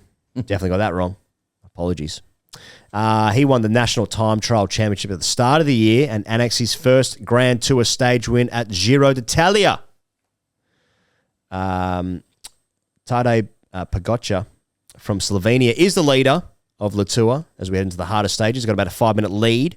Ben O'Connor, who is on Plappy's team, is the best for the Aussies. He's in about 12th at the moment. He's about 20 or 30 minutes back from the leaders. Plappy is 125th. We're just talking about Plappy because he's a close personal friend of Morning After Paris. There's about 165 still in the race post all the withdrawals, so that's what's happening. But it was nice to see Luke Plapp in the hot seat before 4 of the greatest riders currently knocking about got past him. But, bit of airtime for Plappy. I'm all for it. And that's Latour. Fantastic. Time for boys, actually. Boys, actually, this is from Alistair, an ode to rugby survivorship. Gentlemen, I have a particular fondness for your brand of irreverence across all things, and I feel it is most equally applied. I have, however, started to notice that whenever the topic veers to rah-rah, there is a considerable, quote, couldn't give a shittery about the tone and effort to really engage with the sport. It's a line item, an afterthought, a begrudging nod to your pasts. Honestly, though, I'm not here to complain. I'm here to say that I get it. I understand. And in the words of Robin Williams in Good Will Hunting, it's not your fault. It's not your fault. I, too, am a 40-year-old white man, a product of a private school education in the northern suburbs of Sydney, and I, too, was groomed from a very young age by the sport. Oh. We were young, impressionable, and we were sold a dream that would not die. We were lured into the proverbial van by the most delicious lollies. Michael Liner, Michael Liner. Ah, Liner. Liner. We got Tom Liner. Yeah, Tom Liner. That breakaway. Yeah, that player should have been given a yellow for his hit on Tom Liner. George Gregan. John Nobody Eels, World Cups, Bledisloes. My word, the rugby union sugar on offer in the 90s tasted sweeter than any Coke bottle or killer python. But as treats started to subside, reality hit, and all we were left with was white guilt. The realisation that the private school bubble of rugby was not enough to survive professionalism. And we were a part of that system. It felt grubby. The dirt wouldn't wash off. Many like you stepped away from the game and became happier people.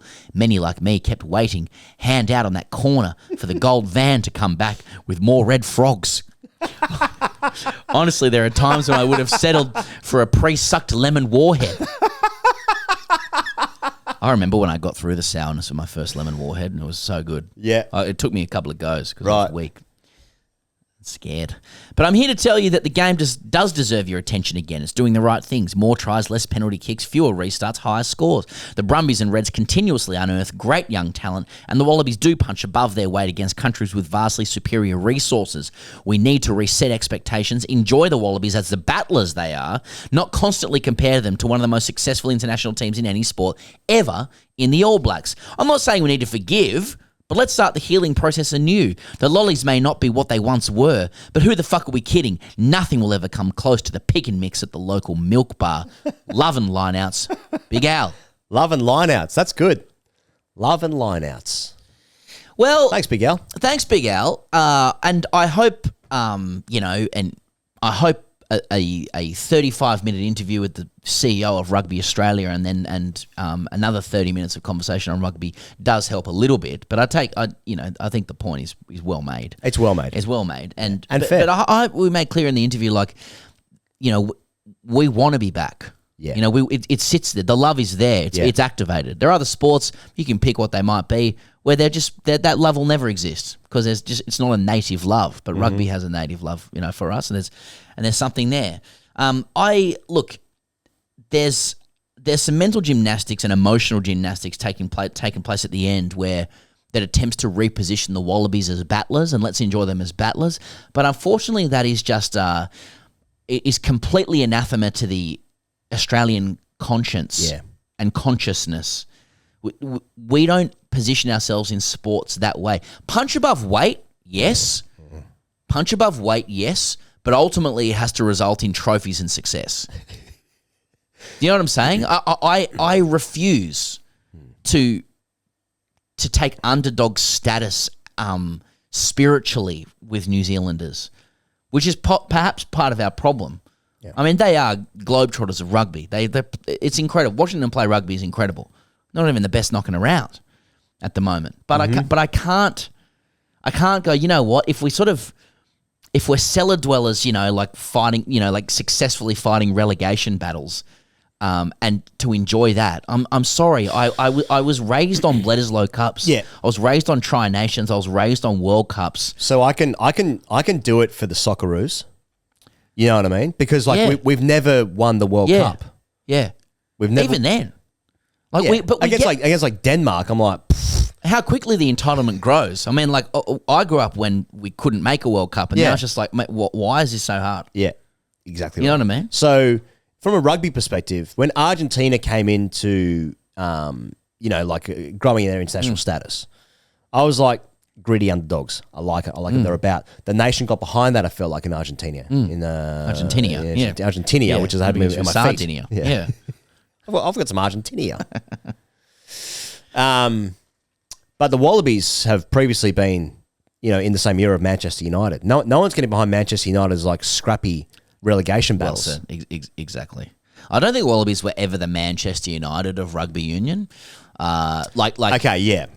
Because even when they were winning, it was still against the backdrop of the All Blacks being fucking Space Jam, of rugby union, and us just getting it done with 35,000 other sports, in our nation. But that's part of it as well. But I just can't. I don't think you're gonna curry favour with people around Australia saying, get behind the underdogs of the Wallabies. Can we hang in here for 10? And that just speaks to our entitlement. Absolutely, it does. It's not a good reflection on our character at all, but our character it is. Cam writes in, Gregan pint glass. Boys, I was lucky enough to stay in the Wallabies team hotel during the 03 World Cup. Went up for a swim one morning to find some of the team, including Gregan, Latham and Mortlock, alternating between the hot tub and wheelie bins full of ice. I can confirm that George's green and gold player issue Speedos were packed to full capacity.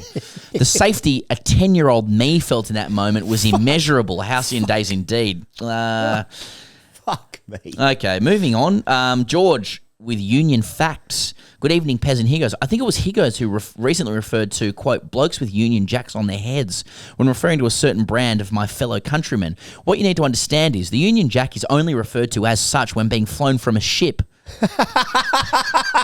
and should be correctly called a Union flag when flown in any other form, buildings, open-top buses, right-wing hooligans' heads, etc. Yours in vexillology. Some flag knots. Well, I appreciate that. I've learnt something today. Yep. So Union Jack only from a ship, Union flag, everything else. So that's a maritime matter. Brilliant. Who wrote that? Well, he actually signs himself off as Sun Flag Knots, but his name's George. Thank you, George. P.S. says, P.S. I did see the pair of you outside the Greenwood pub in Victoria tonight, in London, but resisted the urge to execute a drive-by boys actually. No, you should have done that. We had a few beers with Barney Ronay and Jonathan Wilson. Oh, that's right. At the Greenwood, Yeah, because right. we don't want to leave our No, clients. No. All right, we're going to do this quickly. Declan writes in, on Lamaro's hospitality. Boys, not actually. I was recently at Lamaro's hotel with some friendship power brokers discussing a myriad of topics over chips and olives. The final matter on the agenda, that one of us was wearing a top matching one of us and pants matching the other, was commented on by the man clearing our table. Quote, "You look like a thruple," he said. I thought you should be aware of this. I hope the AFL executives and captains were also assigned polycules, is that how you say, by the staff on their visit. Best Declan. Polycules? Is that like, or I mean, you could also use polycules, like a Greek guy. He was a Greek guy, yeah. Played up front for Greece. James, titled Bruce Cumgutter's Buffer. Boys, actually, I must admit, your apologies for value are rather perplexing. Could you please clarify what value you're referring to, especially when your errors make Wayne Carey's intellect seem akin to that of Vesto Slifer, an astrophysicist, in case you're unfamiliar with his work. Take, for instance, your description of the inaugural Nathan's Famous International Hot Dog Eating Contest held in New York. You detail the, quote, atmosphere and gusto of this highbrow, glizzy-centric event, only to tragically maim our eardrums by saying it should be announced by Bruce Buffett, misidentifying the legendary Bruce Buffer. This blunder leaves me wondering if you mistook him for Warren Buffett's estranged philanthropy-obsessed by day Brazilian jiu-jitsu enthusiast by night brother. A curious pairing indeed. You apologise for value, yet how about extend a heartfelt apology to the man who week in, week out anoints the moment we've all been waiting for inside the octagon just before some no-name grappler from a remote Dagestani village spends 25 minutes hugging a bloke. P.S. Bruce Buffer has a serious set of cum gutters on him. P.P.S. I'm unsure whose Bruce Buffett character is. Perhaps he can shed some light on this whole Swyftx thing. P.P.P.S. Could you clarify who Milk is and why my dad insists he will return with him? Well written. Yeah, we'll fuck that one off. Just finally, this is from someone in the medical fraternity, and it's entitled EpiPen Disgrace. Boys, long-time listener, first-time correction maker. I'm a junior doctor working for one of the larger health services in this great southern land. I was aghast at the medical illiteracy of a certain Ian Higgins on your most recent pod from Hyde Park. As is commonly understood, EpiPens contain 500 micrograms of adrenaline as a preloaded intramuscular injection and are reserved as first-aid treatment for anaphylaxis. Mr. Higgins made the allusion that EpiPens play an important role in the management of diabetes mellitus, a chronic endocrinological disorder of impaired blood sugar homeostasis. Homeostasis. This is frankly untrue. It is rather insulin that type 1 diabetics require or type 2 diabetics that get promoted up the grades. This is normally delivered via subcutaneous injection with a long-acting dose at night and short-acting doses at meal times. I hope Mr. Higgins takes his feedback on board. Yours sincerely, a concerned/filthy member of the medical fraternity. Yeah, well, spot on. You know, it was hard to argue. Hard to argue with that one. I can find something. You're a junior doctor, are you, champion? You got a few things ahead of you. Don't worry about that. You don't know everything, though you think you do. Trust me, I know. I know people like you. But yeah, probably tough to disagree with that one. Yeah. You know, you reach something in the old brain there. It's wrong. What are you going to do? You broadcast it. Well, EpiPen, diabetes, play on. You're going to get a junior doctor coming and wank all over you. Yeah, potato. Nelly Furtado. Nelly Furtado. See you guys next week on the circus. Cheers.